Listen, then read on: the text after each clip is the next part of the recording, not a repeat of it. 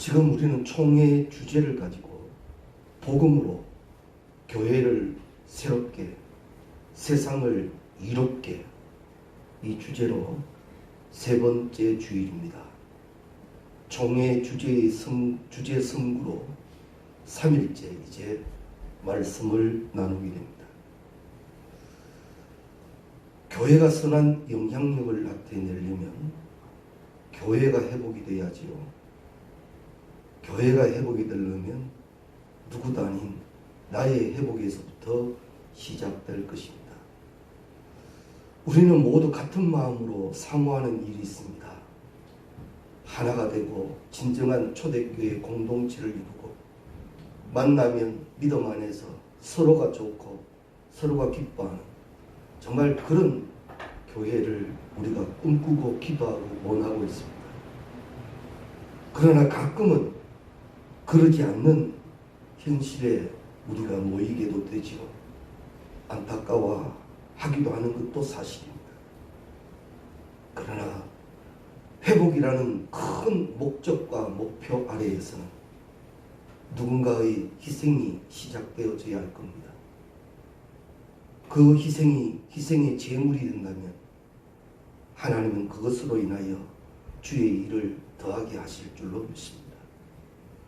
누구든지 미루지 말고 누구를 탓하지도 말고 내가 정령코 하나님이 원하시는 복음 안에서의 진정 회복된 자, 그 자유, 그 기쁨을 누릴 수 있도록 더욱더 무릎 꿇어 기도할 수 있기를 바랍니다.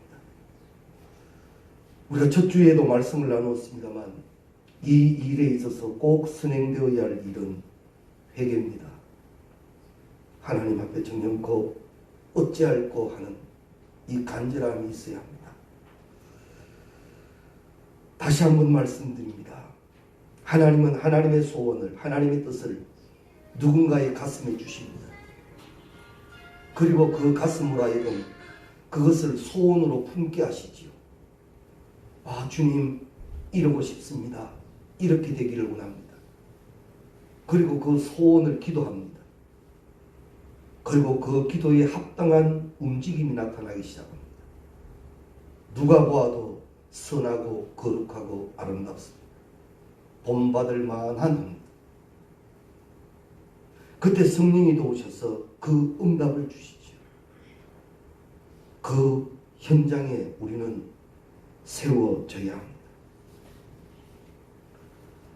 희생제물을 찾으신다면 기꺼이 내가 여기 있나이다 할 수 있는 그 거룩한 일이 시작될 때 하나님은 모든 것 위에 여호와의 이름으로 약속된 일이 있게 하실 줄로 압니다.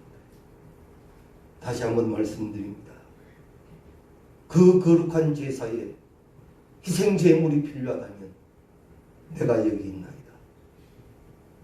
이 시작이 우리 모두에게 계시기를 주의 이름으로 축원합니다. 오늘은 이 주제의 세 번째입니다. 이제 교회가 세상을 향하여 어떻게 나아가야 할 것인가, 그것을 말씀하는 주일입니다. 우리 민족은 예로부터 참 좋아하는 음식이 있었습니다. 그 음식은 다름이 아닌 떡입니다. 떡을 무척 좋아했습니다.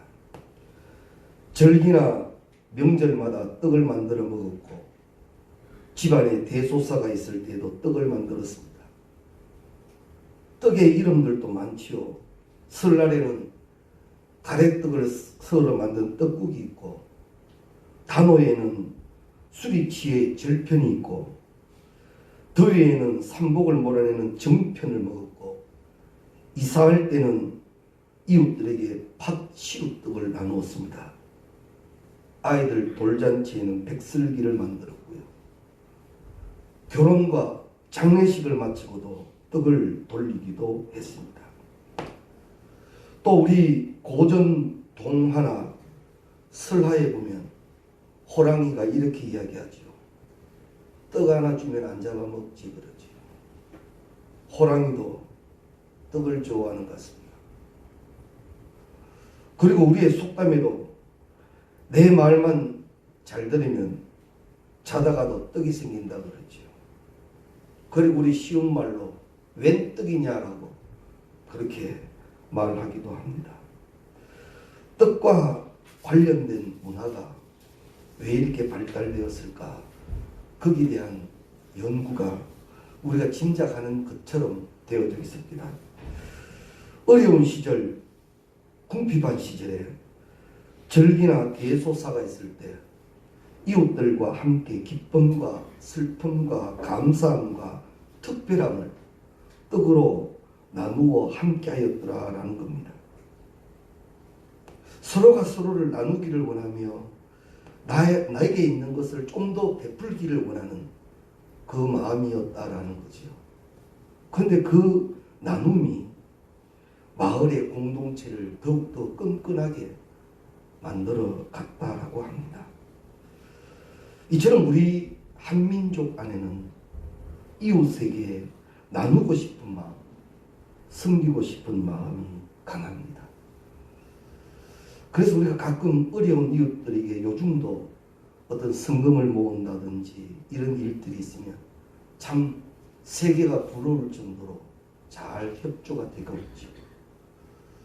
올해도 사랑의 열매의 온도는 많이 올라갔다고 이야기를 합니다. 그럼에도 불구하고 씁쓸한 것은 이전의 그 아름다운 정겨운 문화는 많이 퇴색되어져 가고 있습니다. 떡을 통한 나눔의 문화, 그것은 내 것을 너에게 함께 나누는 기쁨이요 또한 감사의 표시였다면 이 문화는 우리가 계속 계승해 나가는 것이 좋지 않을까 생각을 합니다. 그런 마음이 우리 그리스도인들에게 더하여질 수 있기를 바랍니다. 성경에도 보면 절기마다 떡과 연관된 내용들이 있습니다. 이스라엘의 절기는 하나님의 구속 역사 속에 섭리한 특별한 시간이므로 이스라엘을 향한 하나님의 특별한 목적으로 하나님은 절기를 지키게 해놓으셨습니다. 오늘 이 본문 신명기 16장 11절 말씀은 77절에 관한 말씀입니다.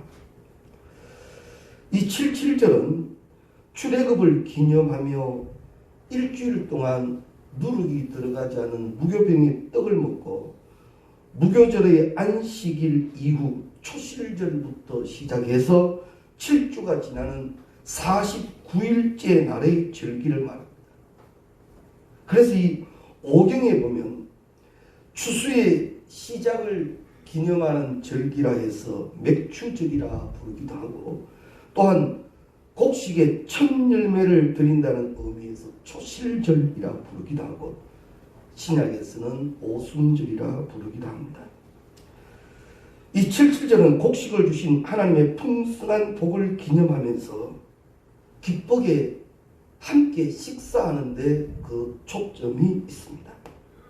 그래서 자녀들과 함께 종들과 성중의 레위인과 그들 가운데 있는 객과 고아와 혼자 된 여인들에 이르기까지 사회적으로 경제적으로 어떤 것에 상관없이 함께 있으면 나누어 함께하는 그런 절기였습니다.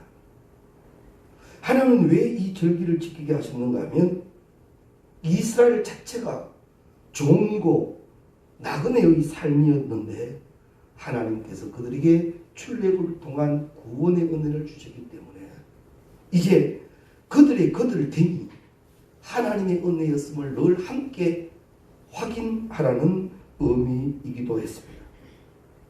그래서 이 절기 때는 이스라엘 백성들은 서로가 나누며 함께함을 감사했더라라는 겁니다.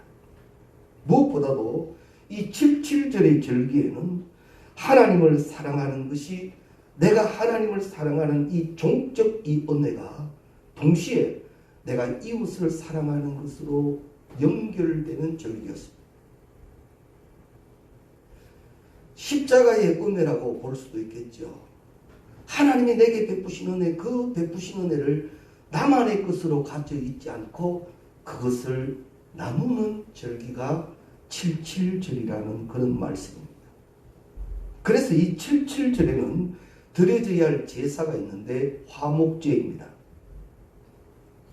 이 화목제는 이스라엘의 5대 제사 번제와 소제와 화목제와 속제와 속죄제와 속건제 등이 있는데, 이 화목제에는 드려진 제물을 제사장과 제사를 지내는 사람과 또한 거기에 함께한 모든 이들이 같이 먹을 수 있는 유일한 제사였습니다. 나머지 제사들은 제사장의 몫으로 가고 나머지는 불사르지만, 이 화목제에 가는 것은 모두가 다 그 제물을 나누게 하셨다라는 말입니다. 그래서 이 화목제는 슐라밈이라고도 합니다. 평화와 화목을 뜻하는 이 샬롬에서 그 의미가 파생이 됩니다. 하나님과의 관계 속에서 이웃과의 화목을 이루어라 하는 것이 화목제라는 거죠.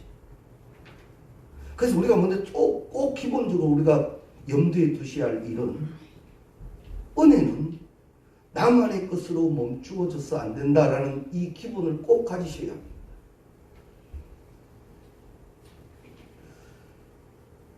이렇게 좋은데, 이렇게 이런데 왜 저럴까? 이건 잘못된 순환입니다. 받은 바 은혜에 베푸는 것, 나누는 것, 이해하고 서로가 끌어안는 이것만으로 만족되어지는 것이 은혜의 펼쳐짐이요 나눔이라는 겁니다. 하나님은 그것을 이 절기의 중심으로 가르쳐 주셨다라는 거지. 그래서 이 화목제를 드릴 때는요, 레위기 7장 15절에 보면 감사함으로 드리는 화목 제물의 고기는 드리는 그날에 먹을 것이요 조금이라도 이튿날 아침까지 두지 말 것이라 라고 말씀합니다. 나눠 먹는 공동 식사를 통해서 화목을 이루게 하시는데, 이 화목 제물에 대해서는 하나님이 좀 특별하게 하셨습니다. 화목 제물은 암컷, 수컷 관계없이 드리게 하셨는데, 반면 가난한 자가 드릴 수 있었던 비둘기와 작은 제사는 드리지 못하게 하셨습니다. 왜 그런가? 나눌 수 있게 하라는 그런 말씀입니다.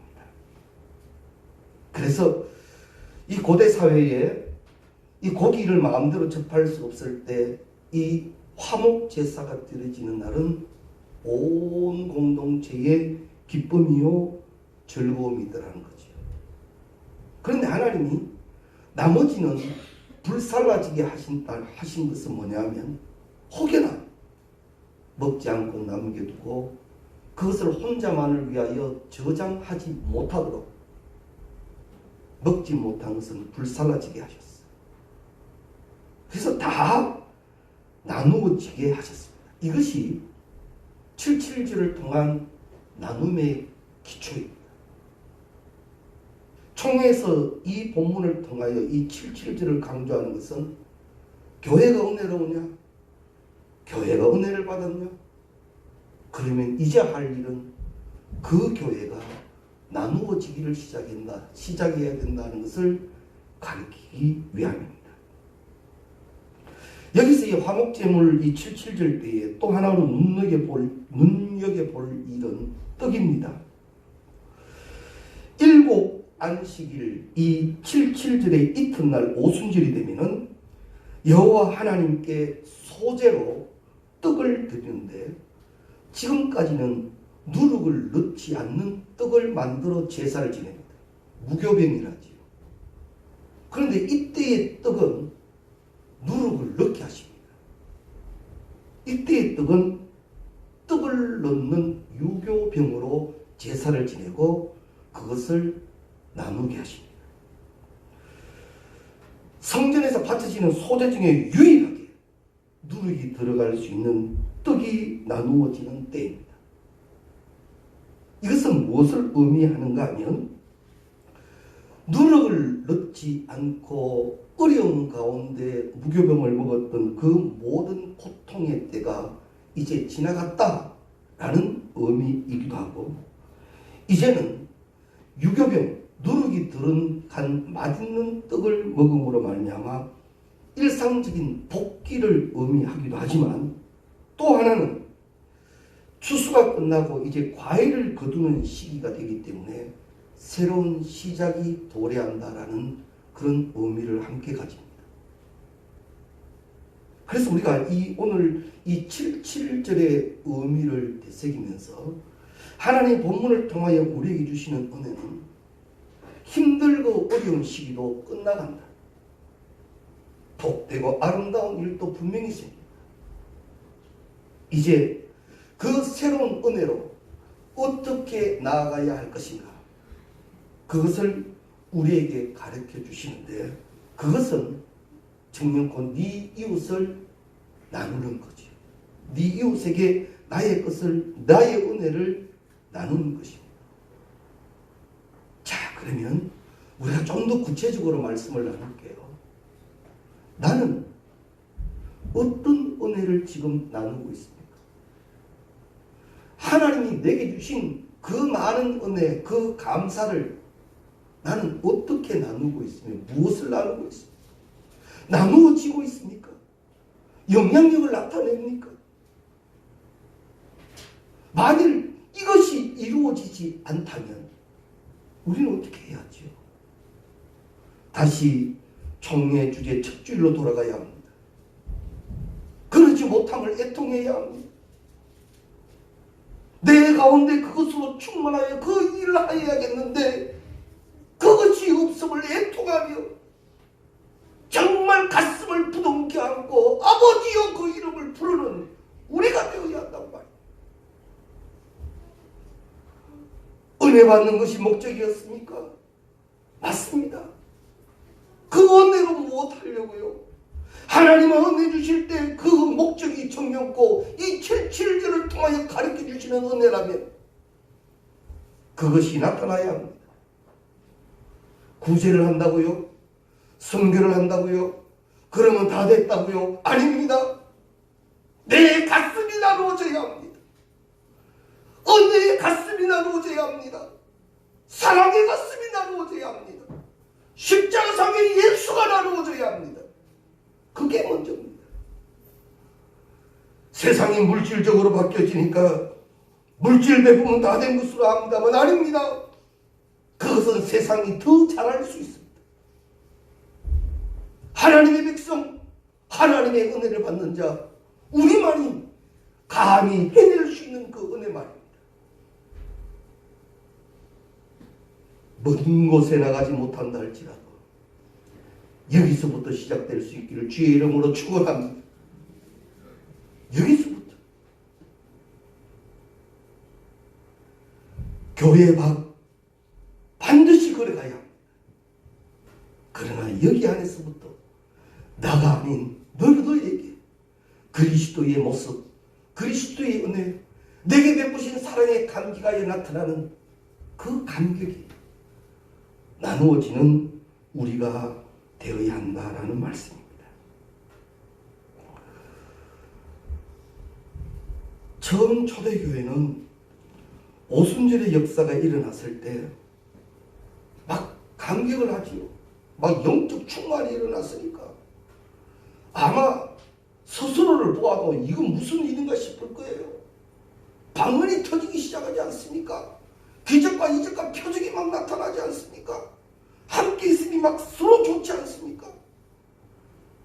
근데 그것이 어떻게 어느 한정 속에 있었는가 하면 교회라는 테두리 속에서 이루어졌어요. 믿는 자들끼리 그렇게 한 거예요. 그래서 믿지 않는 자들이 그렇게 하는 자들을 크리스찬으로 불러주지. 교회 안에서 그 일이 그렇게 잘 된 거예요. 그런데 하나님은 그 교회를 흩으시죠. 그 교회를 흩어버리죠. 은혜는 은혜로 머무는 것이 아니라 목적이 있다는 겁니다. 우리는 그 목적을 감당하기 위하여 영적 충만에 이르러야 합니다. 할렐루야. 그렇게 되어야 합니다. 하나님이 교회를 통한 목적은 하나님의 것을 나타내기 위함입니다. 영향력을 나타내기 위함입니다. 구원의 동대요 구원의 방주가 되게 하시는 겁니다. 이 일을 위하여 나는 은혜 받아야 합니다. 나는 영적 충만에 이르러야 합니다. 목적이 그겁니다. 그저 내 삶의 현장에 기도의 제목을 부둥켜 안고 있다가 그거 응답되면 만족되는 내가 아닌, 내게 은혜 주실 때는, 내게 사랑을 깨닫게 하실 때는 하나님의 목적은 하나요, 나를 통하여 그 영광이 나타나기를 원하셨다라는 겁니다. 그 일이 우리의 목적이 되어져야 할 것입니다. 결국 이 초대교회도 서서히 영향력을 나타내서 이제 믿지 않는 이들 사이에까지 들어가게 되고, 거기에서 믿는 자가 날마다 더해지는 역사에까지 이르게 됩니다. 그래서 사도행전 2장 47절 말씀, 온 백성에게 칭송을 받았다 그러지. 그렇게 되기를 하나님은 원하고 계십니다. 이제 그들의 모습은 서로가 함께 떡을 나누고 함께 웃고 함께 우는 그런 은혜의 수혜자의 자리에서 이제 하나님이 목적하시는 것, 나를 부르시고 나에게 맡기신 일이 무엇인가를 깨달아졌을 때 그들은 순교의 자리에까지 갔더라. 우리가 말씀이 가르쳐 주시고 말씀이 만드시는 대로 되어야 합니다. 희생 제물이 되자라는 말은 바로 그 말씀. 하나님께서 원하시는 그 목적, 날 택하시고 날 세우시고 나에게 사랑을 베푸시고 나에게 채우시는 목적이 그것이었다면 깨달아진 대로 행함이 우리 가운데 있어야 할 줄로 믿습니다.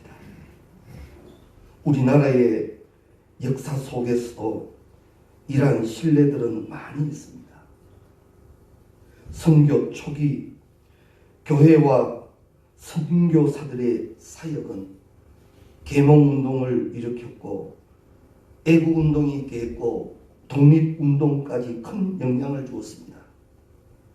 전쟁 이후의 참상과 폐허 속에 교회의 위치는 대단했습니다.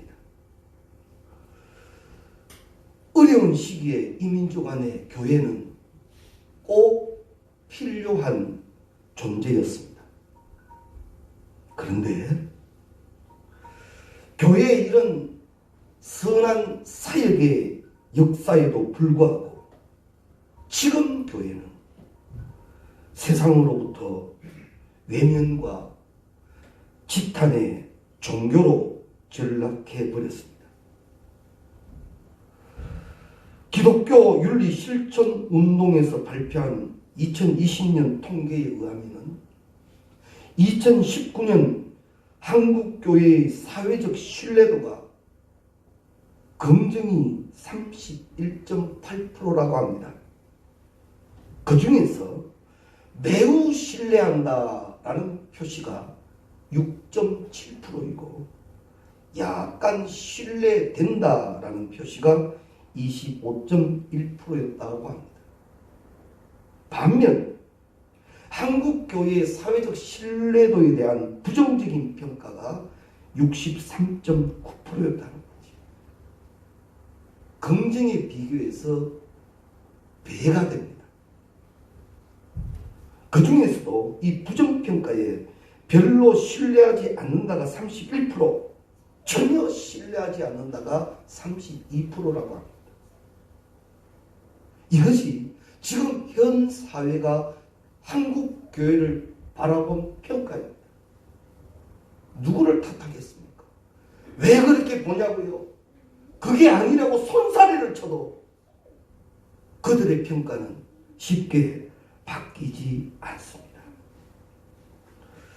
한국 교회에 대하여 부정적인 사람들의 의견은 점점 더 확고해져 가고 있다고 합니다.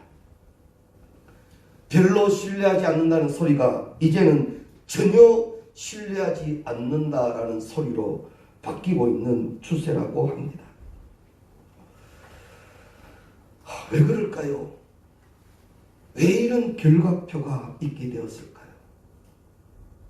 그래도 많은 기독교인이 있는 이 나라에 왜 이런 평가가 나왔겠느냐? 물론 정상은 아닙니다. 그러나 성경 말씀에 깨닫지 못할 때 돌들이 소리를 지른다. 그 소리 앞에 한국교회는 다시 한번 우리의 모습을 살펴보자. 이것이 총회에서 주제를 정한 이유이기도 합니다. 우리는 우리를 진단할 수 있어야 합니다. 어찌 보면 나 하나 은혜에서 만족했는지도 모릅니다. 교회 안에서조차 나 혼자 은혜 받으면 되고, 나 혼자 선하면 되고, 나 혼자 대단하면 다 된 것으로 생각했는지 모르는데 하나님의 은혜는 거기서 멈추어지는 것이 아니었다라는 깨달음이 있어야 합니다. 영적, 육체적 결핍과 소외와 혐오, 배타적 시선 속에서도 하나님께서 오늘 우리 본문 말씀을 통하여 가르쳐주신 7절의 교훈은 우리는 다시 한번 깨닫고 세상이 뭐라고 평가를 내렸던 그 평가에 앞서 말씀으로 다시 돌아가 하나님이 믿는 자에게, 그 백성에게 무엇을 원하는가를 우리는 다시 깨달아야 한다라는 말입니다. 그러나 현실적으로 결코 쉽지만은 않습니다. 세상에도 이런 말이 있죠. 저 사람 죽어야 바뀐다고. 죽었으면 바뀌었을까요? 죽었으면 바뀌었을까요? 누가 압니까? 죽은 사람. 그러나 성경에 보면 말입니다. 사울이 바울 됩니다. 할렐루야. 이게 하나님의 역사입니다. 우리는 이걸 믿어야 합니다. 존재 힘들고 어려운 일이지만 이것이 말씀이 원하시는 길이고 내 발의 등이요 내 길에 빛이 되시는 인도함이라면 그 길로 나의 걸음을 시작해야 합니다. 그 길은 십자가의 길이니까, 협착하고 잡는 이가 적은 길이니까 그렇게 대단하지 않을 수도 있지만 그 길을 위해서만 성경에 약속된 축복이 있다면 그렇게 해야죠. 이 일의 시작이 정중동이라고 합니까? 고요한 가운데에서도 움직임을 말합니다. 정중동. 거룩한 이 은혜의 움직임이 우리 가운데 새롭게 시작될 수 있기를 바랍니다. 다들 최소한 한 번쯤은 이런 몸부림을 시작해 보았을 겁니다. 그러나 그게 나의 의가 아닌 은혜와 사랑 가운데 나타나는 축복만. 그래서 내 힘이 아닌 성령의 강력한 힘이 있는 그 거룩한 운동이 나를 통하여 우리 교회에서 시작되게 할 수 있기를 바랍니다. 떡을 떼는 이유가 그저 나눔, 섬김, 개념적으로 끝나는 것이 아니라 하나님은 은혜를 나누기를 원하신 목적으로 이것을 가르치셨다라는 것을 기억한다면 우리 물질에 너무 한정되어 있지 마시고 이 가슴이 나누어질 수 있기를 바랍니다. 할렐루야, 할렐루야. 아멘 하셔야 합니다. 할렐루야. 가슴이 나누어져야 합니다. 은혜의 가슴이 나누어져야 합니다. 깨달은 가슴이 나누어져야 합니다. 이제는 내가 희생 제물이 되는 한이 있어도 그 목적으로 가는 자는 하나님이 책임져 주실 줄 믿습니다. 세상이 함부로 할 수 없는 하나님이 책임져 주시는 사람, 하나님은 그 사람을 찾아 책임지기를 원하고 계십니다. 내가 여기 있나이다 될 때까지 기도할 수 있기 바랍니다. 묵상하시기를 바랍니다. 섬기시며 순종되시기 바랍니다. 그러면요, 사도 바울의 유명한 고백이 있지 않습니까? 나의 나됨은 하나님의 은혜다.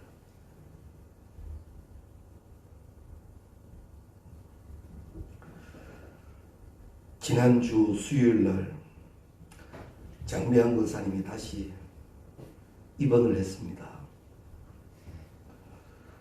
복수가 찼습니다. 신방을 하면서 같이 찬송 부르고 같이 기도하고, 그 딸도 같이 부르면서 제가 권면했지요. 엄마 신앙은 뭔 줄 알지? 엄마 신앙은 뭔 줄 알지? 그 신앙 잘 배워야 된다. 복수를 어떻게 한대? 목사님, 복수를 제거하면 갑자기 많이 힘들어질 수 있어서 그냥 두는 게 더 좋답니다.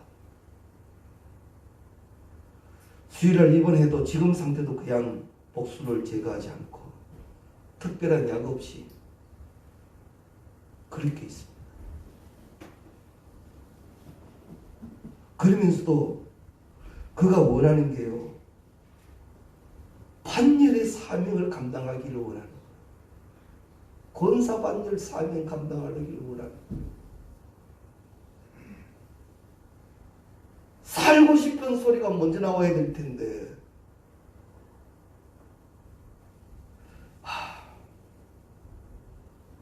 이것이 우리가 깨닫지 못한 신앙의 경지인가?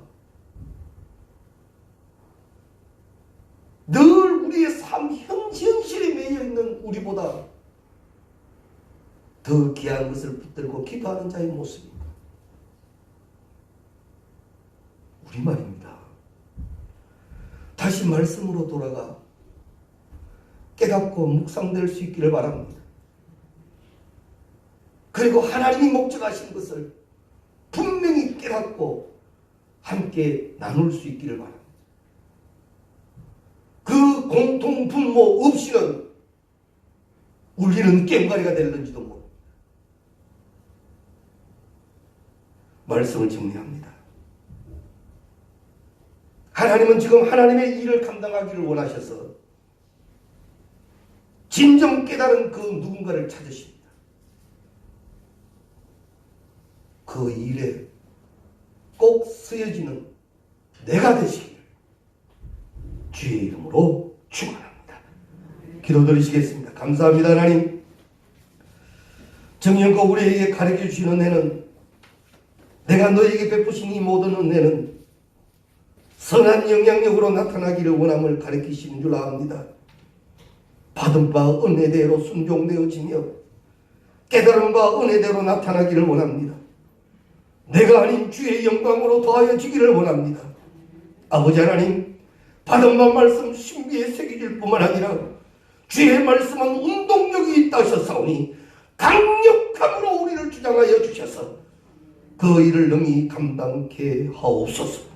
모든 것을 믿사오며 우리 주 예수 그리스도의 이름으로 기도드리옵나이다. 아멘.